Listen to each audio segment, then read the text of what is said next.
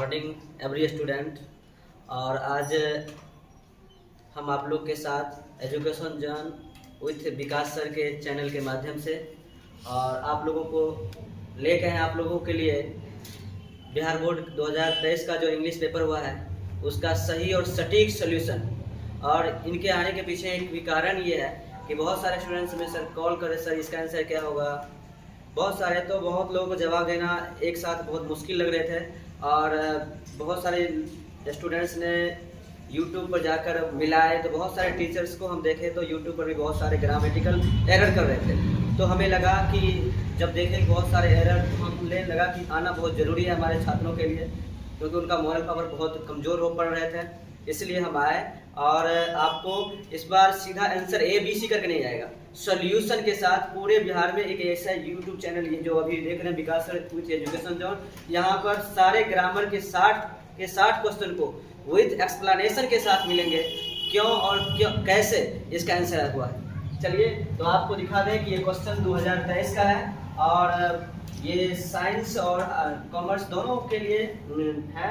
फिर आते हैं फिर क्वेश्चन नंबर 1 से हम आप लोगों को, और सबसे पहले आप लोगों को ये पहला क्वेश्चन आ गया है। और जब हम देखें तो बहुत सारे स्टूडेंट ने सिंपल सा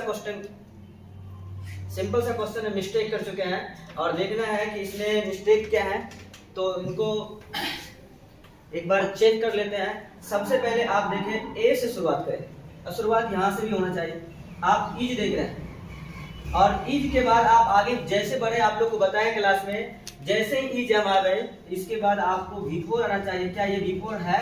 इसलिए नहीं है तो इसका आंसर ये नहीं होगा। और आप यहाँ डू है, डू के जस्ट आगे आए बढ़े तो आप देख रहे हैं कि सी है, सी के साथ कभी डू का प्रयोग नहीं होता है। और इसके बाद आप जैसे ही आगे बढ़े तो डिड है, डिड तो किसी के भी साथ आ सकता है। उसके बाद डिड के बाद V1 है, ये यहाँ तक ठीक लग रहा है, बाकी ये तो सब सही है। अब इस क्वेश्चन में आए सी सब्जेक्ट है, पार्टिसिपेटेड वर्ब है जो V2 के रूप में है, ये भी सही है सेंटेंस। इस सेंटेंस में कहीं कोई दिक्कत नहीं है, लेकिन यहाँ दिक्कत है कि यहाँ पर साइन ऑफ इंट्रोगेशन है, जिनके कारण इंट्रोगेटिव सेंटेंस का स्ट्रक्चर बता रहा है कि इंट्रोगेटिव रूप होना चाहिए और ये इंट्रोगेटिव रूप में नहीं है, असर्टिव रूप में है। इसलिए इसका आंसर ये भी नहीं हो पाया, ये भी नहीं हो पाया और इसका आंसर ये भी नहीं हो पाएगा। इसका आंसर ये सी होगा। फिर आते हैं दूसरा नंबर क्वेश्चन पर, और जैसे कि आप देख रहे हैं कि दूसरा क्वेश्चन, तो सबसे पहले अब दूसरा क्वेश्चन को सॉल्यूशन करें। तो एंटोनिम्स पूछ रहा है प्रोहिबिट। प्रोहिबिट का मतलब होता है निषेध, मना करना, और इसका हो जाएगा अलाउ माने अनुमति देना। किसी भी चीज में मना तो ये अनुमति दे रहा है, रोक, यहाँ रोक रहा है, यहाँ अनुमति दे रहा है। इसका आंसर ए होगा। प्रिवेंट माने रोकना, अचीव माने प्राप्त करना, और लोग माने अपराधी, गैर कानूनी। इसका आंसर ए होगा। फिर आइए नेक्स्ट क्वेश्चन, तीसरा नंबर क्वेश्चन, बहुत ही सिंपल क्वेश्चन है। इस बार लगता है कि जो क्वेश्चन का जो तरीका है कॉम्पिटिटिव लेवल कर दिया गया है। जैसे कॉम्पिटिटिव एग्जाम में हम लोग जब बैठने जाते हैं तो वहाँ ऐसे क्वेश्चनों से मुलाकात होता है। तो ये क्वेश्चन को बता दें, यह क्वेश्चन आपको प्रोनाउन चैप्टर से है और प्रोनाउन चैप्टर में उनके परिवारों पर ध्यान दिया गया है। जैसा परिवार रहेंगे वैसा ही परिवार का उसके अनुसार यहाँ लगेंगे। सबसे पहले यहाँ पर देखते हैं निस। निस का मतलब होता है भांजी या भतीजी। ये सबसे पहले लड़की फीमेल सेक्स को डिनोट करते हैं। तो यहाँ पर जो प्रोनाउन है ही, जो ही परिवार से आ रहे हैं, हर जो सी परिवार से आ रहे हैं, जो अर्थात फीमेल सेक्स को डिनोट करते हैं, तो ये सिंगुलर है, इसीलिए इसका आंसर ये हो जाएगा बी, क्योंकि लड़की फीमेल सेक्स है और इसमें फीमेल को डिनोट यही कर रहे हैं। आपका आंसर ये हो जाएगा। बहुत सारे लोग इस क्वेश्चन में बोल रहे हैं कि बहुत टीचर लोग को देख रहे हैं इसका आंसर इट लगाए हैं और सोचे कि लड़की है, बच्चा है। जब बेबी रहता तो बेबी से पता नहीं चलता है कि आपका हुआ फीमेल सेक्स है या मेल सेक्स है, लेकिन निस अर्थात सेक्स यहाँ क्लियर है, वह लड़की है, इससे लड़की होने के कारण इसका आंसर बी होगा। फिर आगे मिलते हैं आपको नेक्स्ट क्वेश्चन पर।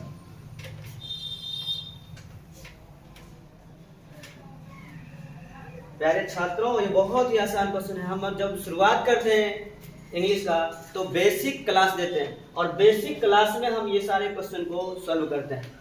तो सबसे पहले हम इस क्वेश्चन को यहाँ पर कहता है वर्ब को पुट करने के लिए। तो वर्ब को जैसे ही पुट करें तो पहला ऑप्शन में हैव है, यहाँ पर अगर हैव लगाते हैं तो फादर है, फादर एक व्यक्ति है, एक व्यक्ति को डिनोट करता है, जिनके कारण आपका आंसर नहीं होगा, एम नहीं होगा क्योंकि आई होता तभी होता, और फादर एक है, व्यक्ति को डिनोट करते हैं, इसलिए इसके साथ डी भी नहीं होगा और इसके साथ बी होगा क्योंकि एक व्यक्ति है। साथ ही साथ आगे आप बढ़े तो यहाँ पर भी थ्री है, तो भी थ्री रहे तो निश्चित ही इधर का पैटर्न में आपको हैज या हैव का प्रयोग होता है, इसलिए इसका आंसर सिंगुलर सब्जेक्ट होने के कारण हैज होगा। फिर नेक्स्ट क्वेश्चन पर आ रहे हैं, आप लोग देखते हैं।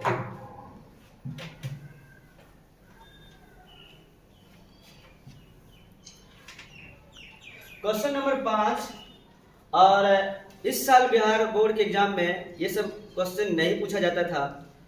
ये लॉजिकल क्वेश्चन है जिसे हम रीजनिंग में देखते हैं, और यह क्वेश्चन को जब आप बहुत जल्द आप जरा सोचेंगे तो आपको मिल जाएंगे।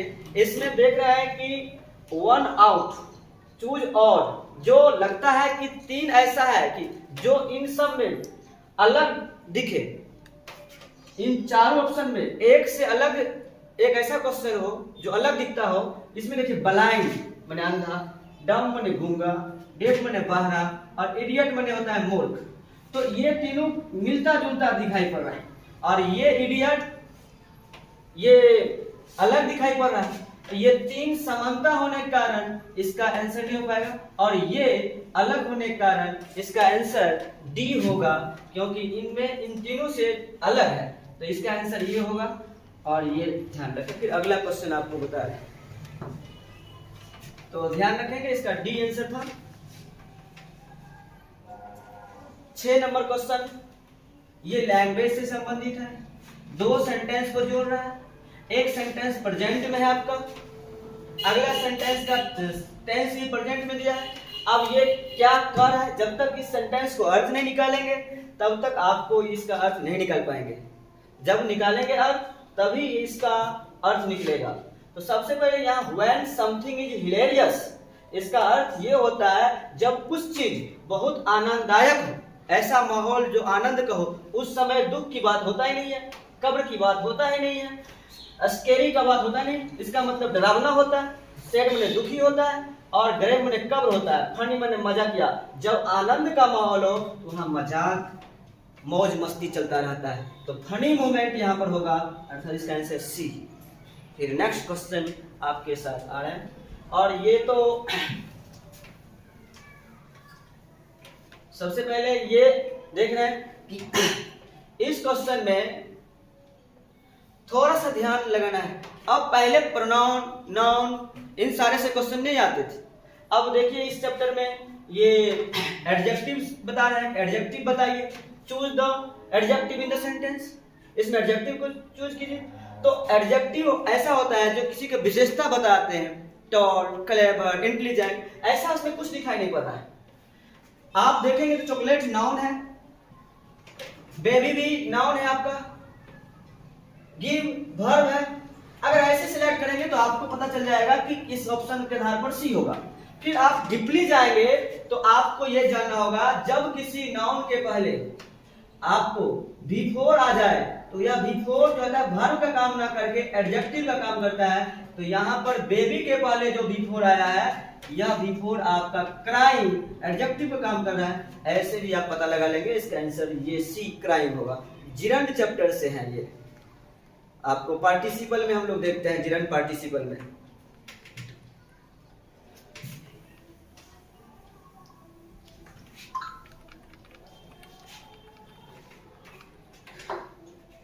अब देखिए यहां पर क्या है, choose the correct sentence. How can he cheat मी, ये सेंटेंस दिया हुआ है। इसी सेंटेंस को घुमा फिरा कर दिया हुआ है और इनमें से एक डी ऑप्शन आएंगे। तो आपके स्क्रीन पर आ रहे हैं डी। अब चारों ऑप्शन आ चुका है, ए बी सी डी, और वही सेंटेंस है। इसको घुमा फिरा कर दिया गया है कि इसमें से कौन सा सेंटेंस आपका सही है।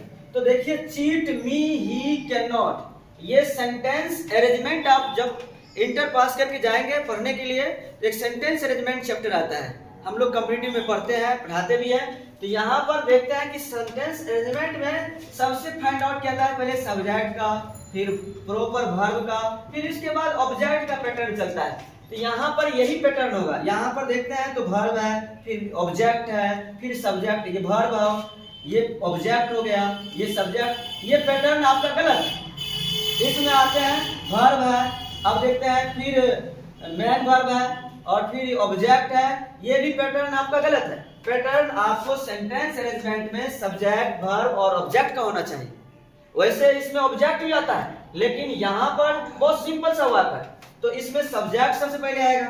यहाँ पर देखते हैं ही विल, ये सब्जेक्ट है, ये दोनों वर्ब है, ये ऑब्जेक्ट है, सही है। लेकिन किसी भी सेंटेंस के लास्ट में आप देखेंगे नॉट का प्रयोग नहीं होता है, और यहाँ नॉट के होने के बावजूद, नोट होने के कारण यह आंसर नहीं हुआ, और आपका आंसर ये भी नहीं हुआ, ये भी नहीं हुआ, ये भी नहीं हुआ।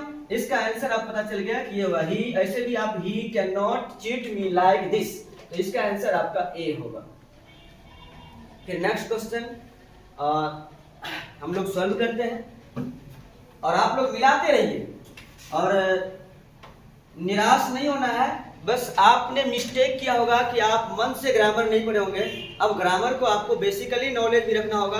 कभी कभी विद्यार्थी नरेशन वॉइस के चक्कर में रह जाते हैं, और उन्हें लगता है कि हम नरेशन और वॉइस को पढ़ लेंगे, टेंस को पढ़ लेंगे, तो हमारा प्रीपोजिशन पढ़ लेंगे तो हमारा सोल्यूशन निकल जाता है। लेकिन इस बार हम देख रहे हैं नया नया चैप्टर जोड़ा है, एडजेक्टिव से क्वेश्चन आ रहा है, एंटो साइनो से क्वेश्चन आ रहा है, स्पेलिंग टेस्ट से क्वेश्चन आ रहा है। जो चैप्टर कॉम्पिटिटिव एग्जाम में पूछा जाता है वह सारे चैप्टर को इंक्लूड किए गए हैं, और वह चैप्टर जब तक आप नहीं पढ़ेंगे तब तक आपका सोल्यूशन नहीं हो पाएगा।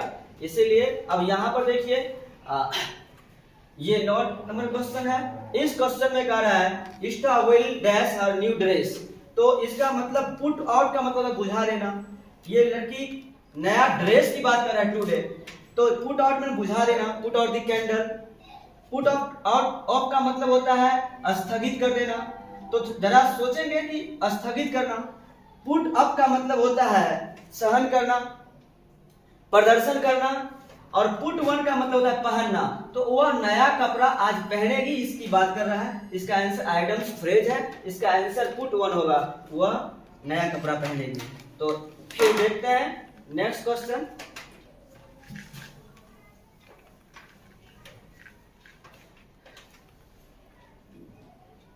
और 10 का जो क्वेश्चन है, इस क्वेश्चन बहुत ही इजी क्वेश्चन है। वैसे आज तक हम देखे थे कि आर्टिकल से जो प्रीवियस क्वेश्चन को देखेंगे तो उसमें हिस्टोरिकल प्लेस के नाम दे देता था, जैसे I have never seen the Taj Mahal. अब लेकिन यहाँ पर देखिए देश का नाम है, यहाँ सारे ऑप्शन में आर्टिकल है, ए एन डी। इसमें से प्रायः देश के नाम के पहले आर्टिकल नहीं होता है, लेकिन कुछ ऐसे देश हैं, the United States, USSR, USA, United Kingdom, इन सभी देश के पहले आपको द का प्रयोग किया था, इसलिए इसका आंसर इससे पहले द होगा, और इसका आंसर सी होगा।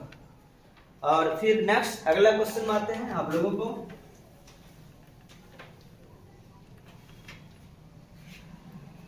और आप लोगों को हम ये क्वेश्चन, आप लोग को प्रीपोजिशन जब बताए थे तो उसमें फिक्स प्रीपोजिशन बताए थे, laugh at, smile at, bark eight.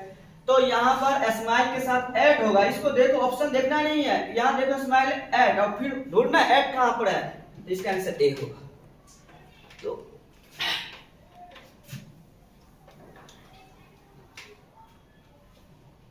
अब देखिए बड़ी अच्छा क्वेश्चन, बहुत सारे स्टूडेंट को इस क्वेश्चन में बड़ी परेशानी भी हुआ। ऐसा लग रहा है कि इस क्वेश्चन में मिस्टेक है। अगर इस ऑप्शन के आधार पर देखें तो हमारा आंसर मिल सकता है, लेकिन यूं कहें तो इसमें मिस्टेक।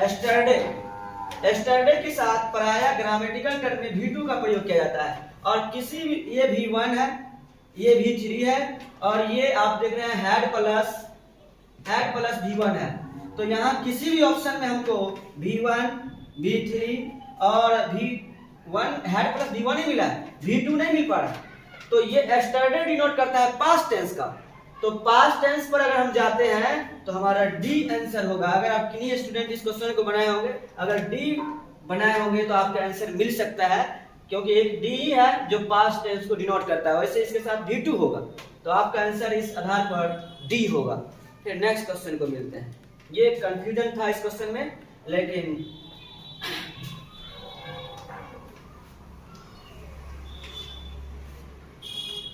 आर्टिकल से एक क्वेश्चन आप देखे थे, यूनाइटेड किंगडम था वहां पर, और ये भी एक आर्टिकल से क्वेश्चन, इसके मतलब दो क्वेश्चन आ रहा है। तो आप देख रहे हैं लीव वन, ये प्रीपोजिशन है, और इसके बाद ये जरा यहाँ सोचने की बात है, ये हम जो नंबर लिखते हैं ना, नंबर दो तरह से होते हैं, ऑर्डिनल नंबर और कार्डिनल नंबर। ऑर्डिनल नंबर जिसको बोलते हैं फर्स्ट, सेकेंड,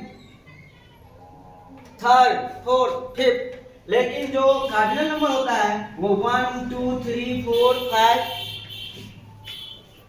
डॉट डॉट 500 कुछ भी लिख सकते हैं। इसको हम नंबर को दो भागों में बांटे हैं। तो जैसे ही आपको ऑर्डिनल नंबर में ऑर्डर में आए, क्रम को बताए, तो इसके पहले आपको दो का प्रयोग होता है, लेकिन कार्डिनल नंबर के पहले कभी भी आर्टिकल का प्रयोग नहीं होता है। तो यहां पर कोई भी आर्टिकल नहीं होगा और इसका आंसर आपका डी हो जाएगा।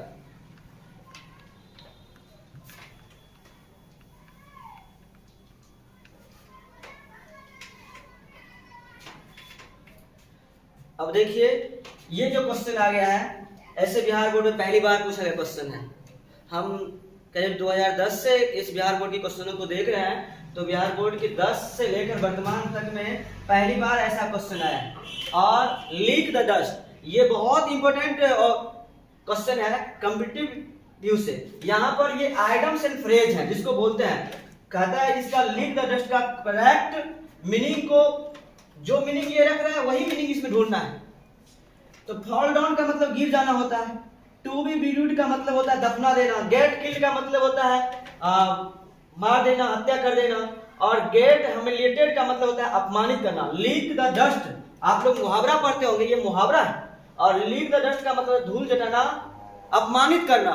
इसमें गेट ह्यूमिलिएटेड का मतलब होता है अपमानित करना, तो सेम वर्ड को रखता है आपका डी, और इसका आंसर डी होगा। जिसने भी डी बनाए होंगे उसका आंसर ये सही है। और वैसे बहुत सारे स्टूडेंट्स को छोड़ कर दिए हैं क्योंकि उनके पास 100 क्वेश्चन था। और फिर नेक्स्ट क्वेश्चन से हम मिलते हैं, और जो भी बनाया है अपना सोल्यूशन करते रहे कि आपने क्या बनाया है। और देखिए ये आपके जो 15 क्वेश्चन है नंबर का, ये क्वेश्चन आपको फिर बता रहे हैं कि बिहार बोर्ड बड़ा बदलाव किया है और आप लोग को भी बदलाव जरूरी है। ऐसा क्वेश्चन आप नहीं देखे होंगे, ये वन वर्ड सब्स्टिट्यूशन का क्वेश्चन है। जैसे हिंदी में आप लोग पढ़ते होंगे अनेक शब्दों के बदला एक शब्द, ये क्वेश्चन है सभी बीमारियों का एक इलाज, सभी बीमारियों का एक इलाज तो होता है इसका रामबाण। इसमें आपका ऑप्शन सी होगा पेनेसिया। पेनेसिया का मतलब होता है रामबाण, जो सभी बीमारियों का एक इलाज। इस तरह से इसका आंसर है। इतना हार्ड और डिफिकल्ट क्वेश्चन पहली बार आपको मिल रहा है। अब ग्रामर को अच्छा से जब तक नहीं पढ़ेंगे तब तक आपको मुश्किल बढ़ते जाएंगे। बहुत सारे लोगों को देखते हैं ए बी सी करके आंसर दे रहे हैं, कोई सोल्यूशन नहीं लाते हैं। और जब तक सोल्यूशन नहीं देंगे विद्यार्थी समझ नहीं पाएंगे कि आंसर क्वेश्चन, ये क्वेश्चन सबसे पहले कहां से आया है। मैं आपको बता दूं कि हर एक चीज बदलाव आता है। जैसे कि जो बिहार बोर्ड के मेंबर होंगे शायद हमें लगता है कि उसका बदलाव हो गया होगा। अब जो नए लड़का आए होंगे वो कॉम्पिटिटिव होंगे, जो कंपटीशन को पास करके आए होंगे, क्वालिफाइड होंगे, और वह लड़का जब कंपटीशन में ऐसे क्वेश्चन को देखे होंगे तो उन्हें लगता होगा कि कॉम्पिटिटिव लेवल में जो सबसे लोएस्ट क्वेश्चन है उसको डालकर विद्यार्थियों को कॉम्पिटिटिव लेवल के और थोड़ा आगे बढ़ाएं, उसको प्रेरित करें। और अब आप देखें शायद इसी तरह के और इसी आधार पर नया नया क्वेश्चन डाला गया है। और सारे टीचर लोग voice, narration, time and tense इन सबों में लगे रहते हैं, और ये सब आप जोड़ना पड़ेगा। जब तक आप नहीं जोड़ेंगे, अगर कोई शिक्षक महोदय हमारे वीडियो को अगर देख रहे हैं तो आप जरूर बदलाव करें। प्रोनाउन को पढ़ाएं अच्छे से, एडजेक्टिव को पढ़ाएं अच्छे से, ऑड इवेंट पढ़ाएं। उसके बाद आप वन वर्ड सब्स्टिट्यूशन, एंटोसाइनो, अर्थात 8 से 10 चैप्टर आप जरूर शामिल करें। पुराने और नए पैटर्न को ध्यान में रखते हुए अब आप बदलाव की ओर जाइए, फिर बच्चों को देखिए कि मिस्टेक नहीं करेंगे। वैसे क्वेश्चनों में जान नहीं है, जो कॉम्पिटिटिव लेवल का क्वेश्चन है उसमें सबसे लोएस्ट क्वेश्चन पूछा जा रहा है। अब यहाँ पर देखें 16 नंबर क्वेश्चन में, इसमें क्या रहा है, B dash forget to take the chicken out of the freezer. इसका मतलब है फ्रीज में कोई सामान रखा हुआ है और वो चिकन है और वह कह रहा है कि मुझे फ्रिज में जो चिकन रखा उसको बाहर निकालना भूलना नहीं चाहिए। तो आप यहाँ देख लें, सबसे पहले ऑप्शन के आधार पर जब हमने बताए थे जब क्वेश्चन ना बने तो ऑप्शन को टैली करना। यहाँ पर देखिए हैव और नॉट है, जब भी नॉट आएगा तो पहले यहाँ पर नॉट आएगा और उसके बाद ही टू आएगा। तो ये क्वेश्चन का पैटर्न, ये ऑप्शन ही गलत था, हम ऑप्शन से ऑप्शन को टैली कर रहे हैं। और इसमें देखिए हैज टू है, तो इसके वी के साथ सबसे पहले देखिए हैज टू नहीं होगा और ये भी नहीं होगा तब, क्योंकि ये क्वेश्चन ऑप्शन गलत था। पहले आता नॉट फिर तब आता टू। अब आपको बच गया है मस्ट और मसंट। तो इसमें आपका कौन सा आंसर होगा? तो हमें फ्रिज से चिकन को निकालना नहीं भूलना चाहिए। निगेटिव भाव दे रहा है इसलिए इसका आंसर डी होगा।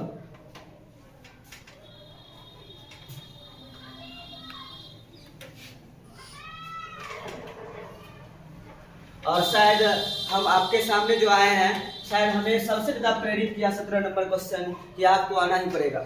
आप बताइए, ऐसे क्वेश्चन जो हु है, बड़ा सिंपल क्वेश्चन है। बहुत सारे हम यूट्यूबर को देखे हैं कि इस क्वेश्चन में मिस्टेक किया है कि बहुत ही इजी क्वेश्चन है। आप पढ़े होंगे रिलेटिव प्रोनाउन, हमने क्लास में इसका जिक्र किया है, बहुत आसान। अगर रिलेटिव प्रोनाउन आए इसे ढक दो या इसे मिटा दो। 1 मिनट के लिए आप देखेंगे कि मैंने इसे मिटा दिया हूं तो आपको क्या दिखाई पड़ रहा है? दोज, और दोज प्लुरल है। तो प्लुरल होने के कारण इसके साथ आने वाला वर्ब भी प्लुरल होगा। और ये हैव सिंगुलर है, ये हेल्प सिंगुलर है, V5 है, ये सिंगुलर है। आप देखो ये पास्ट है, हेल्प V2 है ये। तो पहला सेंटेंस आपका प्रेजेंट में है तो अगला भी आपका प्रेजेंट में ही होगा, इसलिए इसका आंसर डी होगा। तो आप देख रहे हैं इसका आंसर डी आया। आप लोग मिला लीजिए डी। और फिर अगला क्वेश्चन पर हम लोग चलते हैं।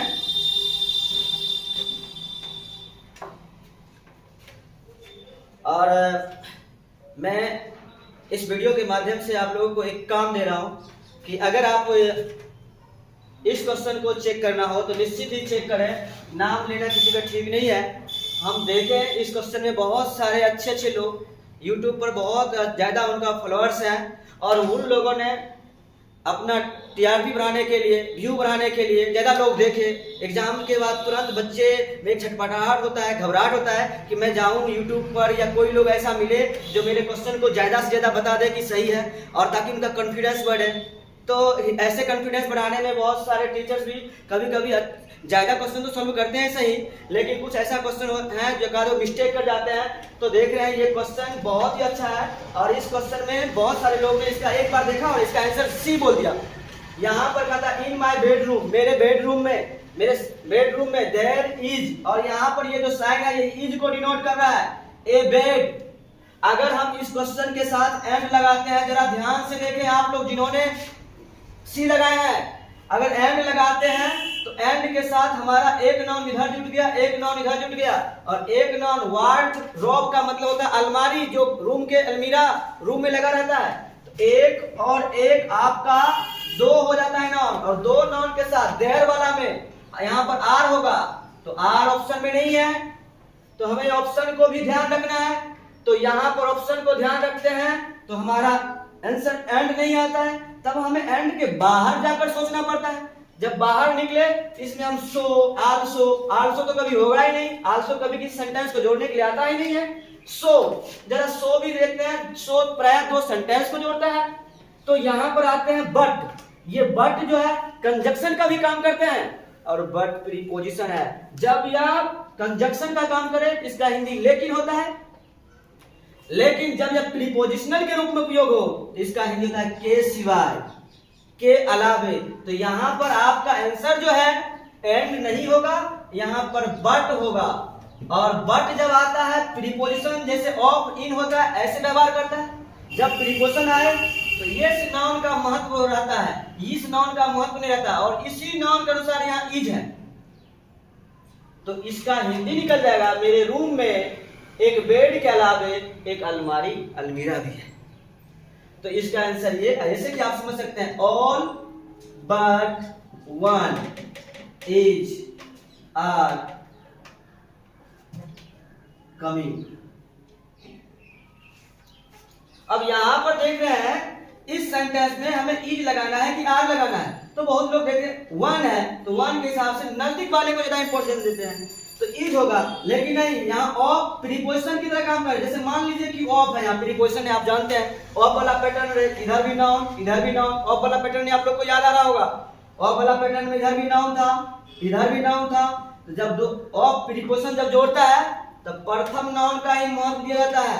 प्रथम नाउन यदि सिंगुलर हो तो भर भी सिंगुलर, प्लुरल हो तो भर भी प्लुरल, ऑल प्लुरल है, इसीलिए इसके साथ आर होगा। इसी तरह यहाँ बट प्रीपोजिशनल का काम कर रहा है और ये दोनों को जोड़ रहा है, तो इसी नाउन का महत्व दिया जा रहा है, इसीलिए यहाँ इज है। और अगर यहाँ एंड लगाएंगे तो आप पहले आर यहाँ लगाइए तब एंड लगाइएगा, इसलिए इसका आंसर बट होगा। बहुत सारे लोगों का इस क्वेश्चन गलत था, ये इसका आंसर गलत है, आपका आंसर ए होगा। फिर चलते हैं नेक्स्ट क्वेश्चन पर।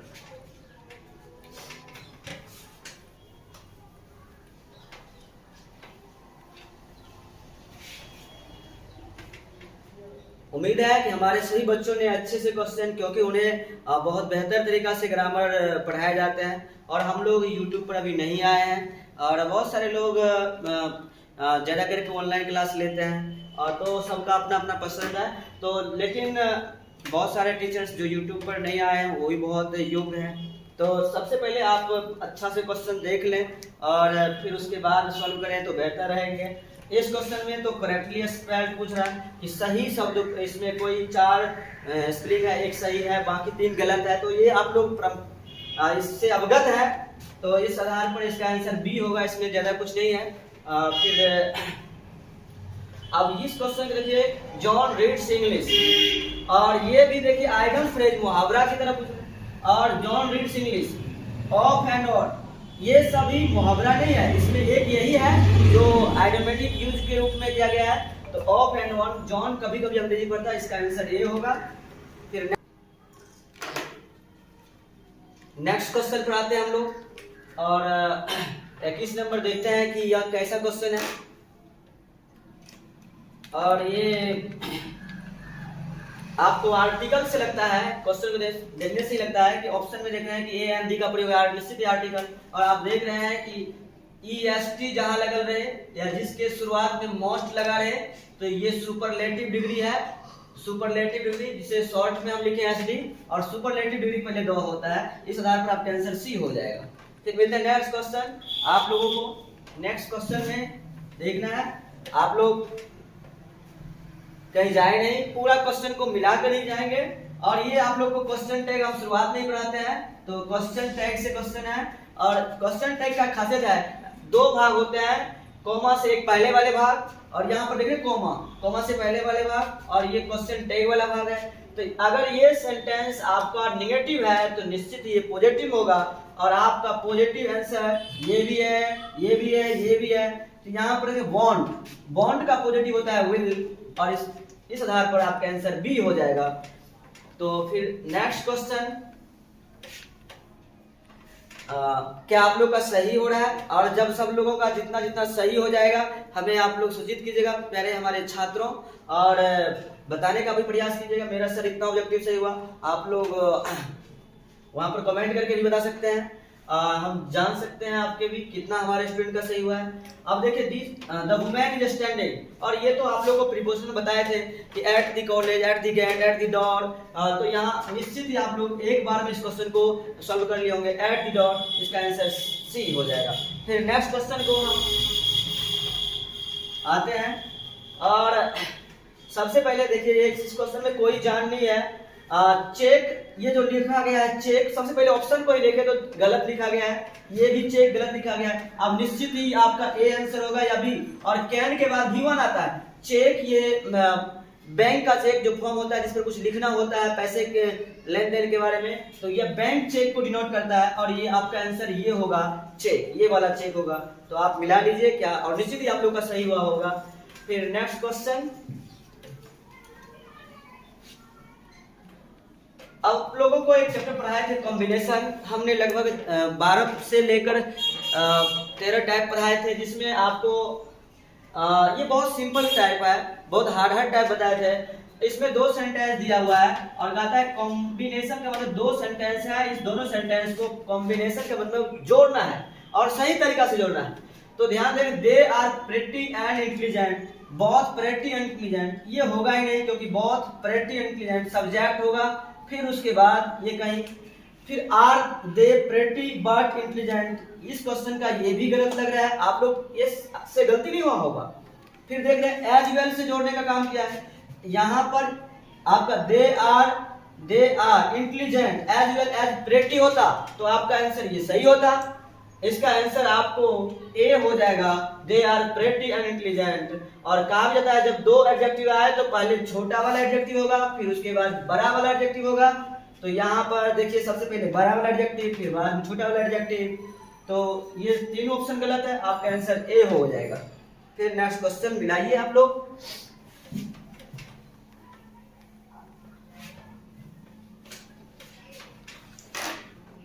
अब देखिए ये बेसिकली आप लोगों को क्लास में ये लगभग हम आपको 5-6 बार बताए होंगे पूरे क्लास में। और डू के बाद अगर आपको पता है इज हमारा है तो V4 खोजना है, उसी तरह डू डज आए तो आप V1 खोजिए V5 खोजिए। तो डू के साथ आपको बता रहे हैं कि डू के साथ आपको V1 होता है और डज भी आए डू डज डिड, इन सभी के साथ V1 ही होता है। इसमें V1 है कौन, ये V4 है। अब इसके बाद ये तो गलत है, आर के बाद V4 होता है, ये V5 है। और आपको पता है डू डज और डिड, इसके बाद आपको V1 का प्रयोग होता है, तो इसमें V1 आपका आंसर ये हो जाएगा सी।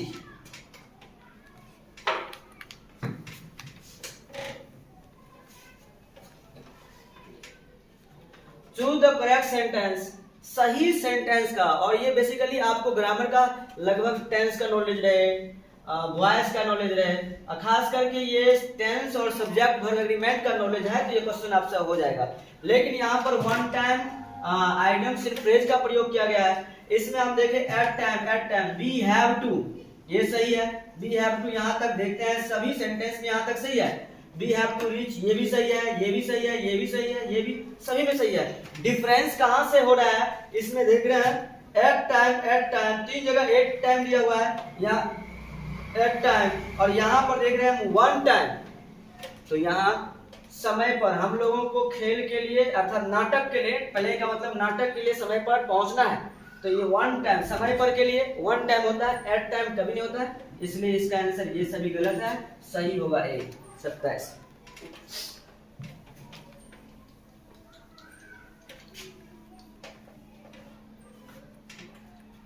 देखिए कहता है who dash on the phone, phone पर कौन है, एम तभी होगा जब आई होगा।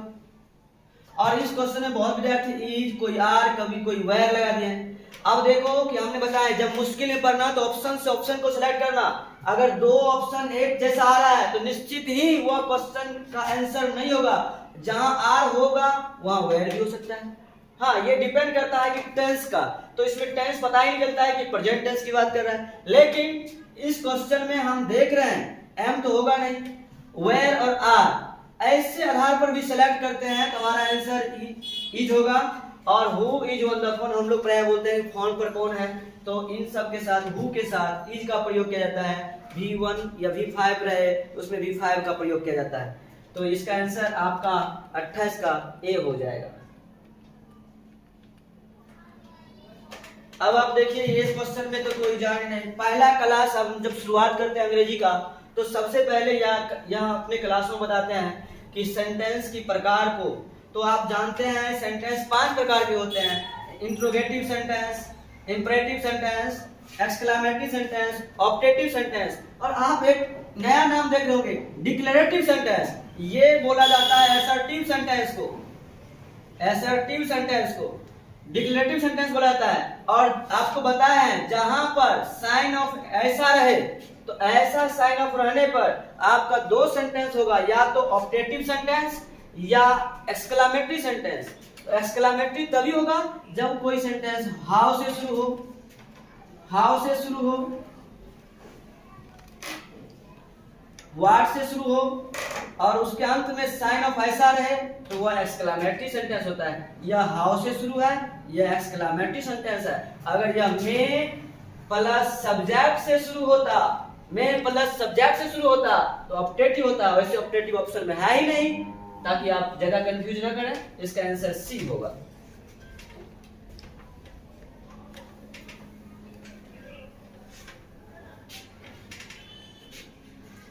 She interrupted me dash through my speech। देखिए, यानी मैं कहीं कोई भाषण दे रहा था, उस इंटरप्ट का मतलब होता है रोकना। तो इसमें मीनवाइल, इसी बीच में, समटाइम और मिडवे के मध्य के दौरान, जब अर्थात बीच की बात कर रहा है, इसमें ये मिडवे जो है ये आंसर होगा। अर्थात मेरे भाषण के बीच में उन्होंने मुझे रोकने का काम किया है। इसका आंसर सी होगा। आप लोग इसे मिला लीजिए। Choose the correct sentence. अब देखिए, करेक्ट सेंटेंस की संख्या ज्यादा बढ़े, और करेक्ट सेंटेंस आपसे तभी बनेगा जब आपको बता रहे हैं कि आपको टेंस, सब्जेक्ट वर्ब में, जिसे सिंटैक्स भी कहते हैं, इन सब का नॉलेज यदि है तो आपको ये बन जाएगा। तो सबसे पहले ए ऑप्शन से चलते हैं। You should not smoke. हमें लगता है कि सही है, फिर चेक कर लेते हैं। यू के बाद नॉट का प्रयोग तुरंत कभी वर्ब होगा, ये गलत है। यू के बाद आप स्मोक, नॉट, अंत में आपको इससे पहले भी एक क्वेश्चन ऐसा आया था, अंत में नॉट का प्रयोग नहीं होता है। अब आप देखें यू, अब फिर वर्ब, उसके बाद ये पहले आते, ये बाद में आते, तो तब ये आंसर होता। तो अर्थात आपका आंसर ये भी नहीं होगा, ये भी नहीं होगा, ये भी नहीं होगा, आंसर आपका ये ही होगा। फिर नेक्स्ट क्वेश्चन में चलते हैं। नेक्स्ट क्वेश्चन जो अगला आपका 32 नंबर, अब 32 यूं कहें तो इसको देखें आंसर। वाज बीइंग दिया है, विल भी दिया है, इज बीइंग दिया है, हैज बीन दिया हुआ है। सोर्स का मतलब स्रोत, इंस्पायरेशन का मतलब होता है प्रेरणा। फॉर मी, मेरा अंकल जो है मेरे लिए प्रेरणा का स्रोत है। तो स्रोत है, स्रोत, इसको अगर लगाते हैं स्रोत होंगे, प्रेरणा के स्रोत होंगे, लेकिन स्रोत है, ये डिपेंड, ये कर बताने का प्रयास कर रहा है कि मेरा अंकल मुझे बहुत ज्यादा प्रोत्साहित करते हैं किसी चीज के लिए। इसका आंसर आपका डी हो जाएगा, हैज बीन। और फिर नेक्स्ट,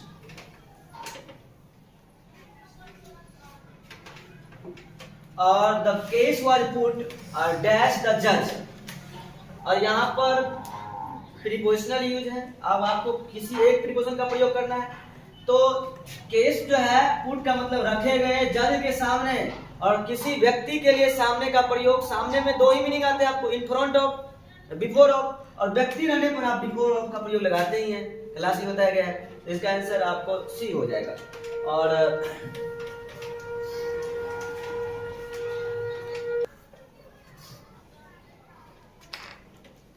34 क्वेश्चन में आएंगे आप लोग। माय ब्रदर, और इसके बाद कह रहा है कि जोड़ने के लिए सबसे पहले आप देखें, एंड जब जोड़ता है तो दो समानता को जोड़ता है। इधर माय ब्रदर है, ये अस ऑब्जेक्ट है, तो ऑब्जेक्ट कभी होगा नहीं, हिम भी ऑब्जेक्ट है, होगा नहीं, या तो आई होगा और वी होगा। अगर बी का प्रयोग करते तो यहाँ माय ब्रदर, बी का मतलब ही हो जाता है हम लोग में ही भाई बहन सब आ जाता है, इसीलिए इसका आंसर ए होगा, माय ब्रदर एंड आई। मैं, मेरा भाई और मैं, वेंट टू द पार्क गया। इस आधार पर इसका आंसर ए होगा। और फिर अगला क्वेश्चन को सॉल्व करते हैं। अगला क्वेश्चन बहुत ही आसान है। सबसे पहले आप ऑप्शन से, हमारे विद्यार्थियों के ये सबसे बड़ी एक चीज है, अगर आप ऑप्शन पर ज्यादा फोकस करेंगे तो क्वेश्चन को एक बार देखिए, फिर सेकंड आप ऑप्शन को ज्यादा देखिए, निश्चित ही आपको दो ऑप्शन ऐसे मिलेंगे कि जो गलत हो जाएंगे। अब यहाँ पर देखिए हैज, यू के साथ तो कभी हैज होगा नहीं। अब आपको ध्यान देना है, शुड, एक तो 4 में गया, should you, could you, did you. अब देखना है कि यहाँ पर पुट करके कौन सेट कर रहा है। Should you that dress specially made for you, क्या वह कपड़ा आपके लिए, क्या वह कपड़ा आपके पास है जो खास करके आप ही के लिए बना है। तो आपके पास का डिनोट करता है, जब पास का डिनोट कर रहे हैं तो आपका answer did have, did you have that dress specially made for you, क्या आपके पास वह कपड़ा है जो खास करके आप ही के लिए बना है। इसका आंसर आपको डिड अर्थात डी वाला हो जाएंगे। फिर अगला क्वेश्चन पर आइए। अगला क्वेश्चन आपको नरेशन से डायरेक्ट नरेशन, देखिए हम लोग डायरेक्ट से इनडायरेक्ट बना रहे थे, दोनों सीखे हैं। यहाँ का डायरेक्ट बनाने के लिए तो इसमें देखना है कि सैड, तो निश्चित ही यहाँ पर इतना आपको ट्रिक भी पता है कि सैड, तो सैड ही होगा। इधर पास्ट है, पास्ट वाला ऑप्शन में आस्क्ड तभी होगा जब इंट्रोगेटिव सेंटेंस हो, इफ लगा हो। यहाँ पर इफ तो है नहीं, दैट है, दैट वाला में सेड होगा। सेड किस ऑप्शन में है, तो आपका ऑप्शन ए भी आ जाएगा। फिर आप इसे तोड़ेंगे तो यहाँ पर ये जो ही है ऐसे इसको बनाकर देख लें, तो इसको जब बनाएंगे तो ही, सैड और दैट, कॉमा इन्वर्टेड स्थान पर दैट, आई को जब तोड़ेंगे तो इसके अनुसार तो ही होगा और मे का क्या होगा, माइट होगा। इस तरह से भी आप आंसर, दो तीन तरह से आंसर निकाल सकते हैं और इसका आंसर ए ही होगा। और बहुत सारे स्टूडेंट का ये क्वेश्चन सही है। ऑल द बॉयज, अब देखिए पैसिव वॉइस कर रहे हैं, एट हिम, अब इसको पकड़िए, हिम को ही बनाइए, ऑप्शन में ढूंढिए ही कहाँ है, एक बार में देखिए इसका आंसर ये आ जाएगा और 37 का आंसर सी हो जाएगा। और ज्यादा देर वॉइस में नरेशन में नहीं लगाना है, बहुत आसान है, आपको बताया है कि कैसे आंसर। अब देखिए ये क्वेश्चन को हमने देखा है कि बहुत सारे यूट्यूबर ने इस क्वेश्चन को गलती बना दिया है। तो सबसे पहले the teacher said to Ramesh do it once, इसे तुरंत करो, ऑर्डर का बोध करा रहा है। इस क्वेश्चन में आ रहा है द टीचर आस्किंग रमेश, ऐसा तो कभी पैटर्न नहीं बनता है। द टीचर ऑर्डर रमेश, जरा सोचना है, ऑर्डर का बोध करवा है, ऑर्डर रमेश, सेड को टू को ऑर्डर में रमेश, अब कॉमा इन्वर्टेड स्थान पर टू, फिर सेम, कोई बदलने वाला नहीं है, इसका आंसर बी होगा। बहुत सारे लोगों को देखे हैं इसका आंसर ये डी मार दिया जनाब, ये वॉइस नहीं है, ये नरेशन है। और यहाँ बाय द टीचर आप वॉइस समझ कर लगा दिए हैं, बाय द टीचर लगा हुआ है, आपका आंसर बी होगा। थोड़ा सा ध्यान रखते हुए बनाइए। और ये आपका एंटोसाइनो से आ गया, होस्टाइल, और इसका मतलब होता है शत्रुता, और इसका आंसर हो जाएगा आपका फ्रेंडली, मित्रता, आपका आंसर सी हो जाएगा 39 का। फिर नेक्स्ट क्वेश्चन पर आइए। थोड़ा सा लेट भी, टाइम भी ज्यादा लग रहा है, आप लोग परेशान हो गए होंगे। आप लोगों को कई बार ये लगभग हम कम से कम एग्जाम जो लिए 8 से 10 उसमें भी इस क्वेश्चन को डाले। इफ जब रहता है तो दो सेंटेंस को जोड़ता है, एक इधर एक इधर। अब जिधर पूछे हमको पता नहीं, इफ जिधर रहेगा उधर V1 या V5 होगा, तो इफ के साथ तो V5 ना होगा, इसमें V5 कौन है, सी, इसका आंसर सी हो जाएगा। बहुत ही आसान क्वेश्चन था, बहुत सारे लोगों को देखे डी मार दिया है। और ये जिस बच्चा का है कोई टिक ही नहीं लगाया है, पता नहीं चल रहा है ये कितना सही बनाया है गलत बनाया है। हमने भी बच्चे से कल क्वेश्चन लिए हैं शाम में, फिर सोचे कि कल निश्चित बना ले, इसको सॉल्व कर लें। और he is very dash in calculation, अर्थात गणित की सवाल है, जोड़ घटाव में बता रहा है कि वह क्विक तेज है, काम शांत है, टोलरेबल फ्रैंक, तो इसका आंसर आपको देखने से लगता है क्विक, वह कैलकुलेशन में बहुत तेज है, फास्ट है, तो इसका आंसर ये। फिर अगला देखते हैं। और आप लोगों को क्लास में कई बार बताए हैं, एट देखो, प्रेजेंट परफेक्ट सोचो, एट देखने पर प्रेजेंट परफेक्ट टेंस और प्रेजेंट परफेक्ट का नेगेटिव, तो दे के साथ सबसे पहले आपको ये दे के साथ हैज नहीं होगा, अब दे के साथ सभी ये भी नहीं होगा, हैजेंट है ये भी नहीं होगा, अब या ए होगा या सी होगा। अब क्या देखना है, ए होगा कि सी होगा, एट रहने पर नेगेटिव फॉर्म होता है, इसका आंसर सी हो जाएगा। बहुत आसान क्वेश्चन, क्लास में आप लोग को बताया है ना, क्वेश्चन लिखाए थे, एट, एवर, ये सब का प्रयोग प्रेजेंट परफेक्ट टेंस में होता है। The mountain peak was dash away than she had expected, और यहाँ पर कहता है माउंटेन की जो चोटी है वह बहुत दूर था जितना वह अनुमान लगाई थी। तो इसमें दूरी को बोध कराने के लिए फादर नहीं आते हैं, अदर नहीं आते हैं, आइदर नहीं आते, दूरी को बोध कराने के लिए फादर का प्रयोग किया जाता है। ये कंपैरेटिव डिग्री में आप देखेंगे सीडी का प्रयोग किया गया है, और यह देन है तो निश्चित यहाँ सीडी होगा, और इसमें सीडी का काम ए ऑप्शन ही कर रहा है। आप लोग, बहुत सारे लोगों ने इसको अदर मार दिया ऑप्शन, तो आप पढ़ेंगे अदर जगह तो अदर ही ऑप्शन जाएगा, ध्यान दे। डिग्री से था वो क्वेश्चन, और ये क्वेश्चन को जब पढ़े, how dash did your computer cost, आपकी कंप्यूटर की दाम कितना लगा, कितना प्राइस लगा। और प्राइस को डिनोट करने के लिए, कॉस्ट को डिनोट करने के लिए आपको हाउ मेनी नहीं, काउंटेबल नाउन जब आए, आप कितने भाई बहन हैं, कितने टीचर्स हैं, कितने स्टूडेंट्स हैं, तब आपको हाउ मेनी होगा। बहुत सारे लोग इस ऑप्शन और इस ऑप्शन में फंसे हुए थे और बहुत सारे लोगों ने लगा बहुत ज्यादा पैसा लगा होगा तो हाउ मेनी लगा दिया। पैसा को बोल कराने के लिए हाउ मच अनकाउंटेबल नाउन का प्रयोग किया जाता है। और आप सही से में आइए, आपका आंसर डी होगा। बहुत सारे लोग इसमें कंफ्यूज थे, तो अब 44 का आंसर डी होगा।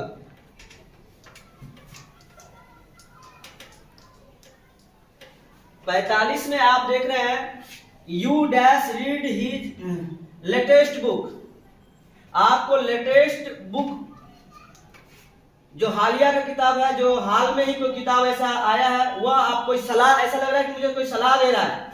यू आउट, आउट के साथ टू होता है, ये ऑप्शन गया। यू टू के साथ टू होता है, ये भी गया। अब देखो यहाँ वेयर लगा है, वेयर के साथ बिफोर होता है, ये भी वन है, ये भी गया। ऑप्शन से भी ऑप्शन आ रहा है आंसर, और इसका आंसर डी होगा। You should read his latest book.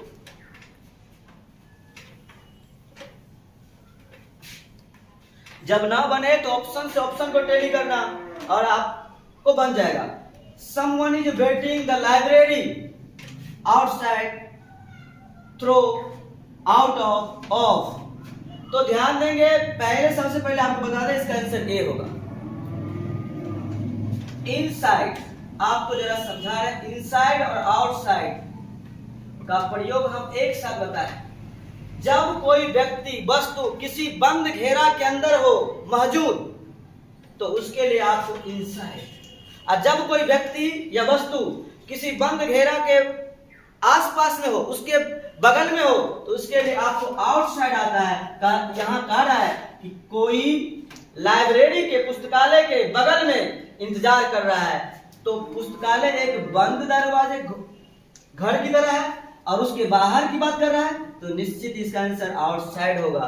अंदर की बात होता तो इनसाइड होता। तो आप देख लें, इसका आंसर ए होगा। फिर नेक्स्ट क्वेश्चन पर आ रहे हैं, और ये भी बहुत आसान क्वेश्चन है, आप लोग स्पोकन क्लास में पढ़े होंगे। Hello, it's nice to meet you, it's nice, और यहाँ इट्स का काम जो करता है वो इज करता है, इसलिए आपको ये आंसर आपका डी हो जाएगा। It's nice to meet you, आपसे मिलकर बड़ा अच्छा लगा, इसका आंसर वही था। आप देखिए यहाँ पर शायद कॉम्बिनेशन का क्वेश्चन आ गया। कॉम्बिनेशन एक आध को ऊपर में बनाए थे हम लोग, फिर एक बना रहे हैं। राज एंड ऋतिक बिकेम पार्टनर्स, राज और ऋतिक कोई है पार्टनर बना है। दे started their own shoes business, और वह दोनों मिलकर जूता का व्यवसाय शुरू किया है। अब यहाँ जोड़ेंगे इसको, सेंटेंस को देखते हैं, ऑप्शन से आते हैं। जब भी कॉम्बिनेशन में सभी ऑप्शन को चेक कर लेना है। Raj and Hrithik became partners, they started their own shoes business. लगता है ये और इस वाला में कोई फर्क ही नहीं है। फिर आते हैं, राज ऋतिक बिकेम पार्टनर्स, तो कुछ डिफरेंस होना चाहिए, इसमें है नहीं। राज एंड ऋतिक, सभी ऑप्शन को चेक कर लेते हैं। Became partners when they started there shoes business, जब वो अपना जूता का बिजनेस शुरू किया तब वो पार्टनर्स बना। फिर आगे पढ़ लेते हैं, राज एंड ऋतिक बिकेम पार्टनर्स, सो दे दोनों पार्टनर बना, इसीलिए बिजनेस शुरू किया। राज एंड ऋतिक बिकेम पार्टनर्स, राज और ऋतिक पार्टनर्स बना। एंड स्टार्टेड, अगर दो सेंटेंस एक ही व्यक्ति और एक ही टेंस का डिनोट करता है तो उस दोनों को हम एंड से जोड़ सकते हैं। तो ऐसा ही वहां है, दोनों सिंपल पास्ट कैसा है, दोनों का सब्जेक्ट पर्सन यहाँ राज और ऋतिक के लिए दे आया है। तो इस ऐसे आधार पर जब दो सिंपल सेंटेंस आए और सिंपल टेंस यूं कहे तो आए, तो दोनों को हम एंड से जोड़ देंगे और लास्ट वाले सब्जेक्ट को गौण कर देंगे। इसका आंसर आपका डी आ जाएगा, जो कि आप लोग को एक टाइप बताए थे। 49 क्वेश्चन बहुत ही आसान है, और आप लोग को बोले थे कि अब प्रोनाउन चैप्टर का इंक्लूड किया है। तो ये ऑप्शन में देख रहे हैं कि I wonder if they will change dash plan, plants. तो यहाँ पर क्या है, देयर, देयर, देयर्स और देयर। इसका मतलब है कि अगर सब्जेक्ट दे हो और इसे किसी भी प्रोनाउन की आवश्यकता पड़े, इनके लिए आपको आगे नाउन रहे। जब आगे नाउन रहे तो इसको मदद करने के लिए देयर आएगा। अगर आगे नाउन नहीं रहता तो इसको मदद करने के लिए देयर्स आता। देम ऑब्जेक्टिव केस है, देयर एक वर्ड है। इस आधार पर इसका आंसर बी होगा। आप लोग जो भी बनाए हैं चेक कर ले। ये विद्यार्थी को तो कोई क्वेश्चन अभी तक हम देखे ही नहीं है, और ऐसे गांव से लाए हैं। गांव के विद्यार्थी इंग्लिश पढ़ते नहीं है, ध्यान देते नहीं है, ज्यादा करके हो सकता है कि ये बुक में बनाया हो। अब ये क्वेश्चन में देखिए सिनोनिम्स है, हर्डल माने बाधा। तो इसमें ऐसा देखते हैं तो थोड़ा मैंने फेंकना, ऑपोजिशन में विरोध, सस्पिशन में संदेह, ऑब्स्टकल बाधा अड़चन। इसका आंसर सी हो जाएगा।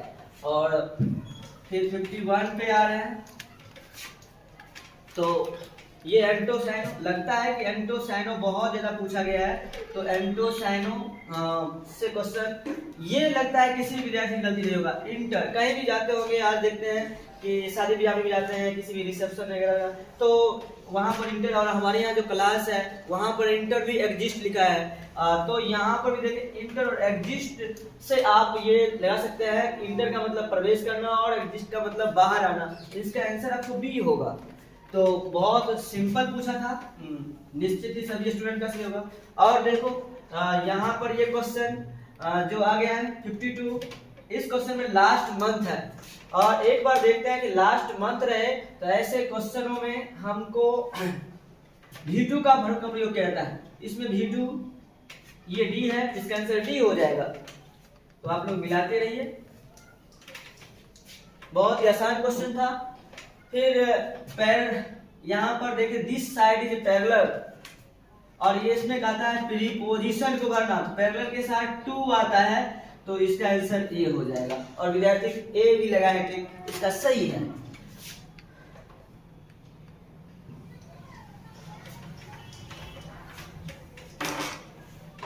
ये देखिए अब कॉम्पिटिटिव एग्जाम में ऐसा क्वेश्चन आता है, a person who has characteristics like women, ऐसा व्यक्ति जिसमें महिला वाला गुण हो। हिंदी में इसे स्ट्रेंथ बोलते हैं, और अंग्रेजी में उसे इंग्लिश में एफिमिनेट बोलते हैं, गांव घर के देहाती भाषा में मोगयावा बोलते हैं। इसका आंसर बी होगा।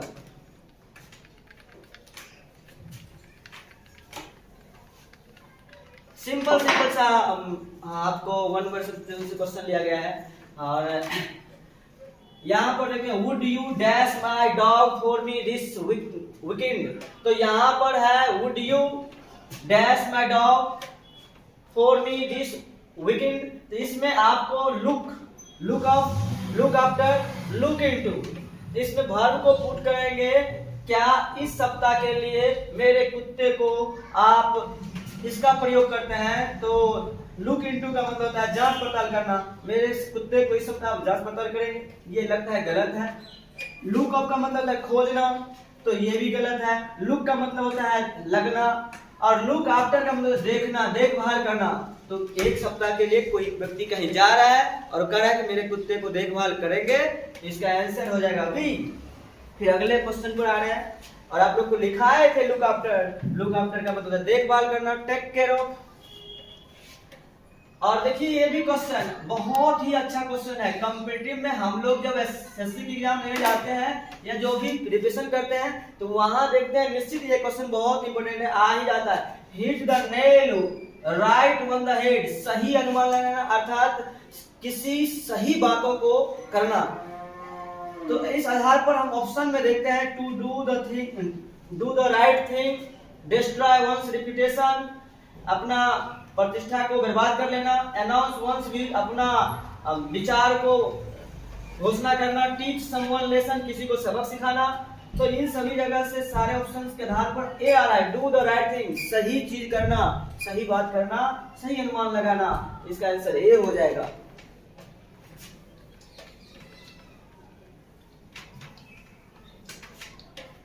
स्पेलिंग टेस्ट से भी 3-4 क्वेश्चन अब तक आ चुके हैं, और इसमें कहता है करेक्ट, तो इसका करेक्ट सी होगा। अब इस क्वेश्चन को भी देखते हैं। Ramesh dash in the middle of speech, और ये भी आपको आइडम्स एंड फ्रेज ही है, उसमें आपको सही आइडम्स फ्रेज को प्रयोग करना है। अब देखना है break down, break down, broke down, broken down, ये V1 के रूप में है, ये V2 के रूप में है, ये V3 के रूप में है, और ये V4 के रूप में है। तो जरा देख ले मिलाकर ऑप्शंस के आधार पर, अगर हम यहाँ पर रमेश के साथ V1 लगाएंगे तो गलत हो जाएगा, अगर V3 लगाएंगे तो सोच रहे हैं तो हैज होना चाहिए, ये भी गलत हो गया। V4 लगाना चाहे तो ये भी इजामार होना चाहिए, वाजिर होना चाहिए, ये भी गलत। इस आधार से ऑप्शन से भी टेली के हमारा आंसर बी आ रहा है और 59 बी हो जाएगा।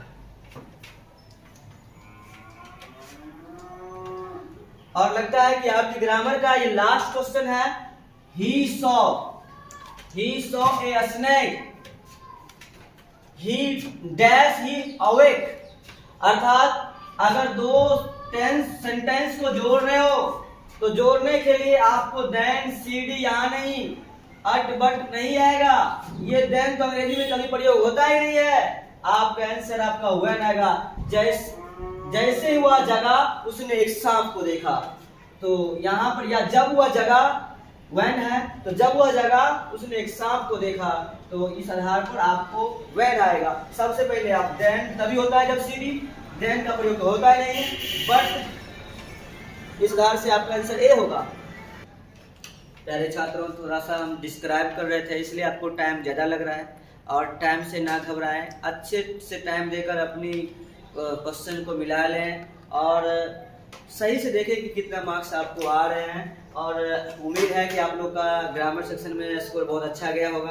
क्वेश्चन ज़्यादा खास कुछ नहीं था। अब आप लोग को बुक्स के सेक्शन में आ रहे हैं और इसमें तो आप लोगों को महारत हासिल था।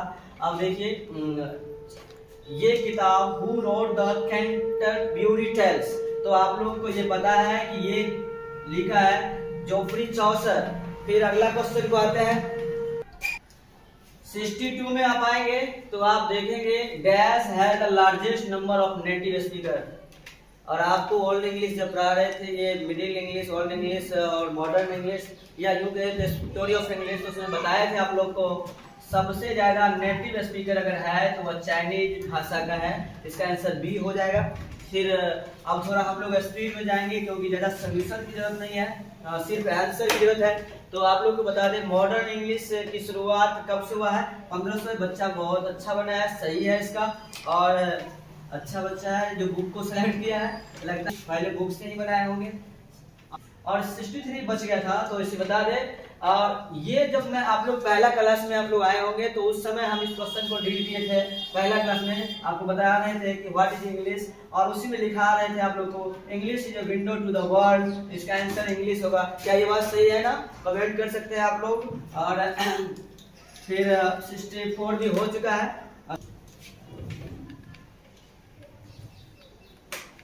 65 में देखिए क्वेश्चन वही है, थोड़ा सा घुमाया है। The term concealed in the soldier stand, ये कंसील्ड का मतलब क्या होता है? और आप लोगों को पता है कंसील्ड का मतलब है छुपा हुआ।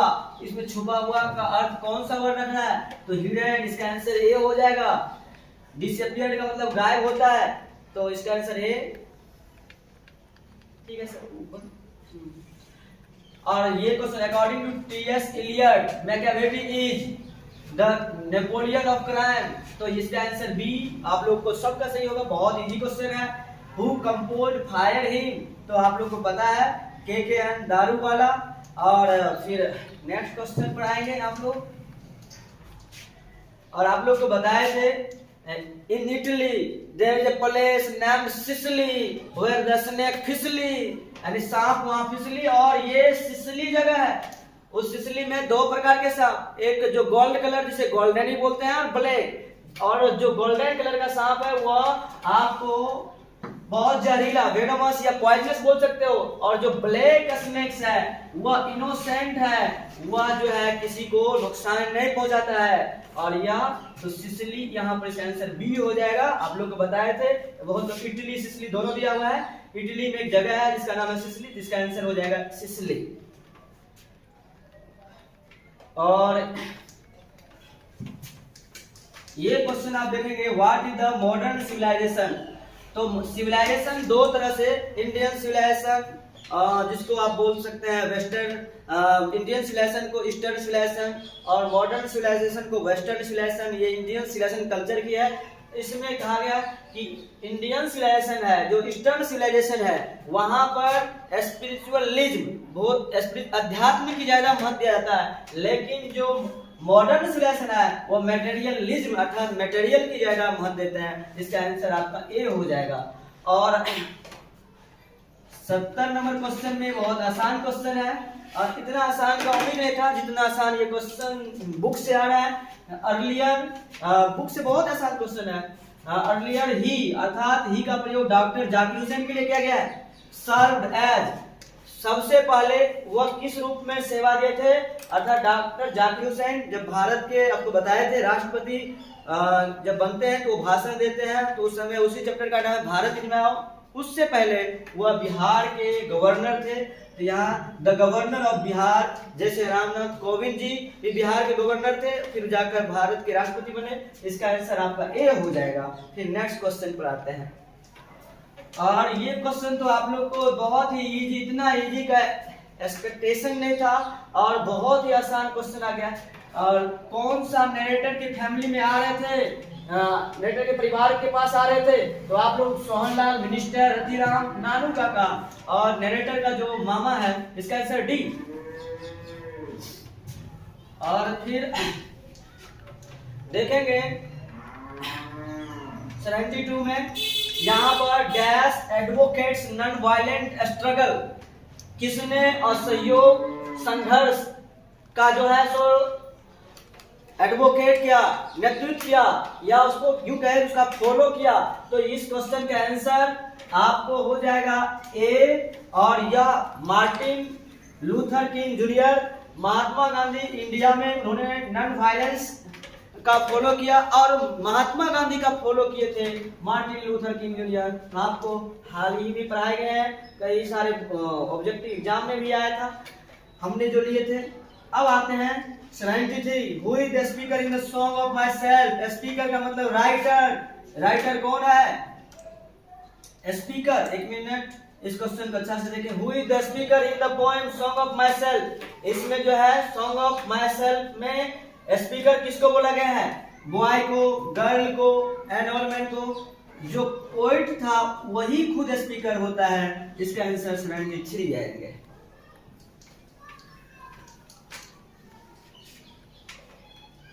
और 74 में बहुत सारे स्टूडेंट्स ने हमें कॉल करके पूछे कि सर इसका लाइट गेम होगा कि सीरियस गेम। तो आप जान लीजिए इस क्वेश्चन का answer for outdoor poetry was a serious game और इसका आंसर सी होगा। और लाइट गेम बहुत सारे लोग बता रहे हैं, आप निश्चित और पूरे कॉन्फिडेंस के साथ रहें, इसका आंसर सी ही होगा। और जॉन किट्स अर्थात जॉन किट्स की चर्चा किया जा रहा है। जॉन किट्स एक रोमांटिक पोएट थे, तो ये रोमांटिक इसका आंसर हो जाएगा। और फिर देखिए वाल्टर डेलामेर बिलोंग्स टू, और वाल्टर डेलामेर का जन्म 1873 में और इनका निधन 1956 में हुआ था। तो ये 20वीं सेंचुरी से बिलोंग कर रहे हैं, तो इसका आंसर बी हो जाएगा आपका।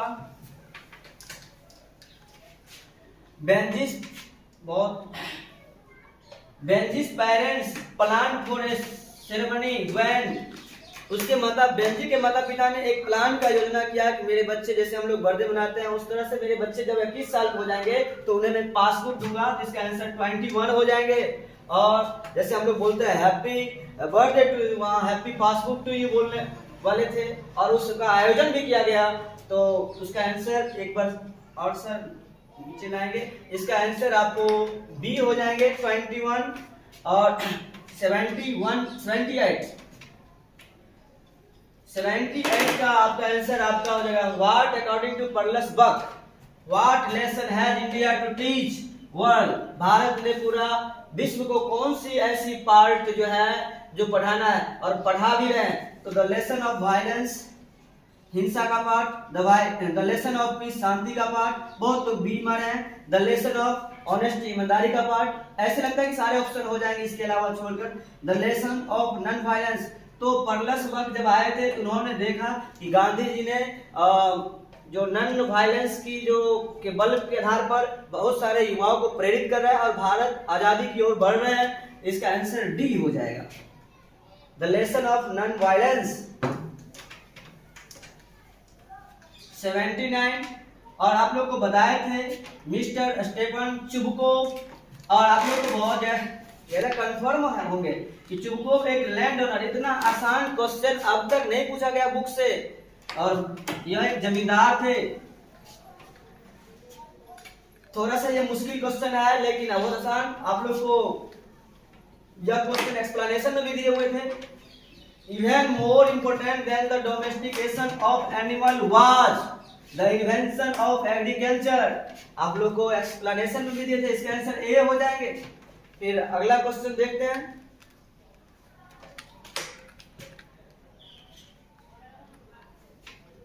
Kamala Das has earned a respectable place in both English and Dash literature। और कमला दास केरल के थे और केरल की आप लोग भाषा जानते हैं मलयालम। ये बच्चा भी सही बनाया शायद, और वह इंग्लिश और मलयालम में बहुत एक्सपर्ट थी, तो इसका आंसर बी ही होंगे, बी। इसका आंसर बी।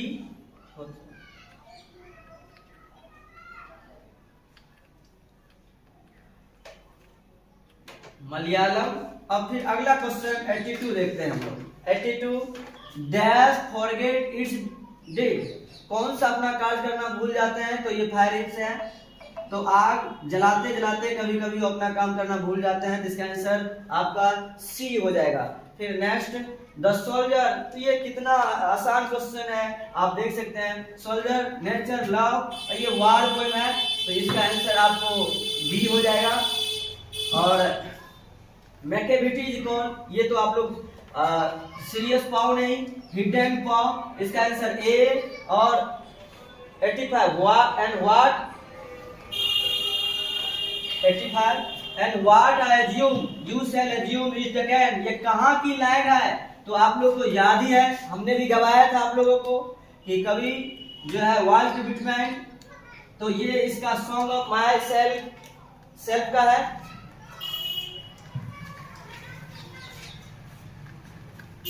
आप देखेंगे 86 human life is not better than death, इसका आंसर बी।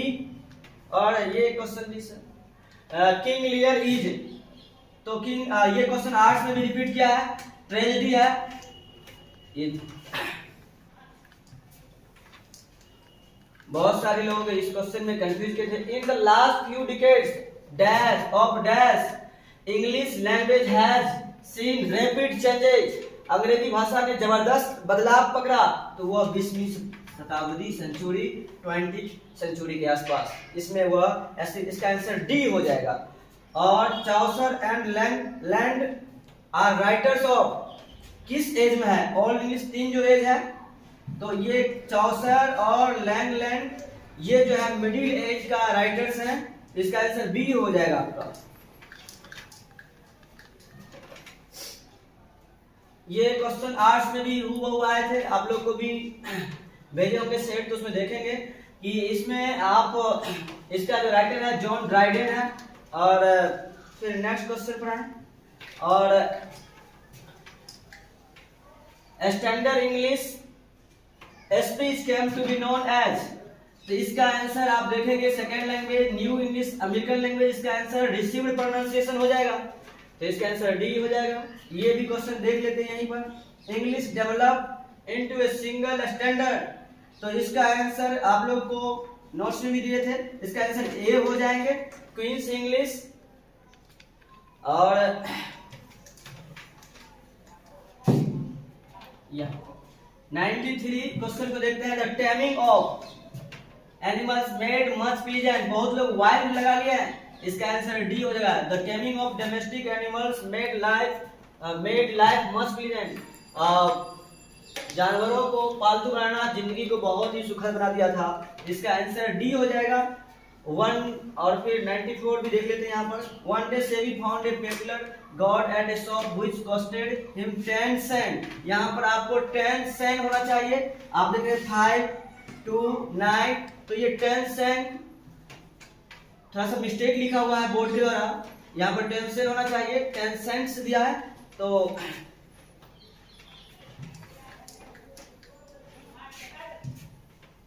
और आप लोगों को ये क्वेश्चन जी भी दिया गया है, when a baby is born it is an occasion of joy for the, जब किसी बच्चा को भी जन्म होता है तो ये पूरे परिवार के लिए खुशी का माहौल होता है, ना केवल माँ के लिए, पिता के लिए, अजनबियों के लिए, सारे लोग जो होते हैं सभी के लिए खुशी का माहौल। इसका आंसर डी हो जाएगा।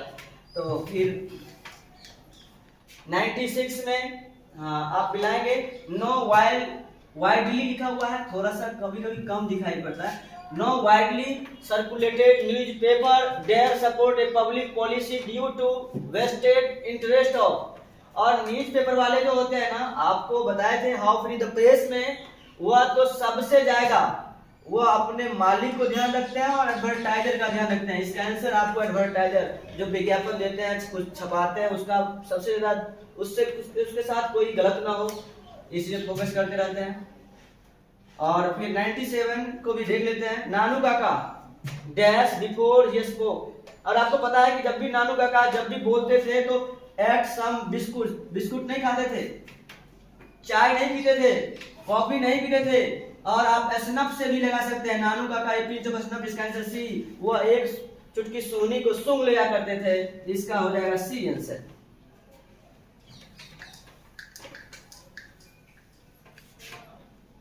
"100 years later, the Negroes still dash in the concerned corners of American society." 100 साल के बाद भी निग्रोज के जाति के लोग हैं, उसकी जो आवाज है, उसकी आवाजों को दबाया जा रहा है।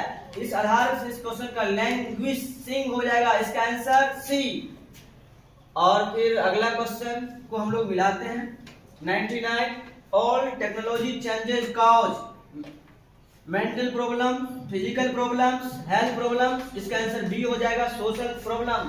सारे जो तकनीकी है उसकी जो बदलाव है वो हमारे सोशल प्रॉब्लम को उत्पन्न कर रहे हैं। और फिर अंतिम question, John Donne thinks that death is certain, life is certain, work is certain, walking. और आपको बहुत आसान क्वेश्चन है 100 नंबर में। और जॉन डॉन बताए थे कि मृत्यु जो है वह निश्चित है। तो प्यारे छात्रों, आप सभी लोग मिलाएंगे और बताने का प्रयास करेंगे, और एकदम सटीक 100 का 100% सही है। इस आधार पर अगर आपका जितना क्वेश्चन सही आ रहा है, आपको कंफर्म हो जाए आपको उतना मार्क्स ऑब्जेक्टिव में आ रहे हैं। आशा उम्मीद करते हैं कि आप लोग बहुत अच्छा से एग्जाम दिए होंगे और मिला भी लेंगे और बताने का भी प्रयास करेंगे। हम और हमारी टीम हमेशा आपके लिए तैयार है। और थैंक यू, फिर मिलेंगे आप लोगों को बहुत जल्द।